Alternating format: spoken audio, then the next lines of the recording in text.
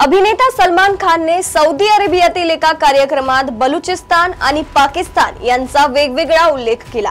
यावरून पाकिस्तानला चांगलीच मिरची लागली आहे। आता पाकिस्तानच्या शहबाज सरकारने सलमान खानला थेट दहशतवादी म्हणून घोषित केलाय। पाकिस्तानच्या गृह मंत्रालयाने या संदर्भात एक अधिसूचना जारी केली आहे। पाकिस्तानच्या गृह मंत्रालयाने सलमानला 4th शेड्यूल मध्ये टाकलं आहे, म्हणजेच त्याला दहशतवादी म्हणून घोषित केलं आहे। ही यादी दहशतवाद विरोधी कायद्याअंतर्गत येते आणि त्या यादीतील व्यक्तींवर पाकिस्तानमध्ये कायदेशीर कारवाई होऊ शकते। आता आपण बघूया नेमकं सलमान काय म्हणाला होता।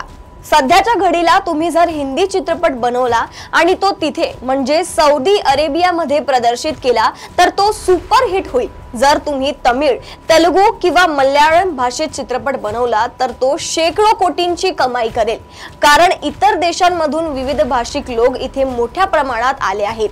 बलुचिस्तान मधील लोक आहेत, अफगाणिस्तान मधील आहेत, पाकिस्तानातील लोक आहेत, प्रत्येक जण इथे कामासाठी येतोय असं तो म्हणाला होता। बलुचिस्तान पाकिस्तान पासून वेगळा उल्लेख केल्याने पाकिस्तानमध्ये संतापाची लाट उसळली आहे।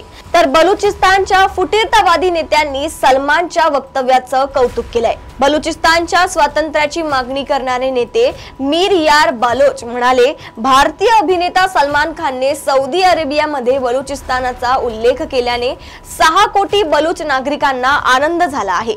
सलमानने असं काही केलंय जे प्रमुख देशही करण्यास कचरतात। सलमानने जाणून बुजून बलुचिस्तानाचा उल्लेख पाकिस्तान पासून वेगळा केला की अनवधानाने हे अद्याप स्पष्ट झालेलं नाही। बलुचिस्तान हा पाकिस्तानाचा सर्वात मोठा प्रांत आहे। पाकिस्तानच्या गॅस उत्पादनातही त्याचा 40% वाटा आहे।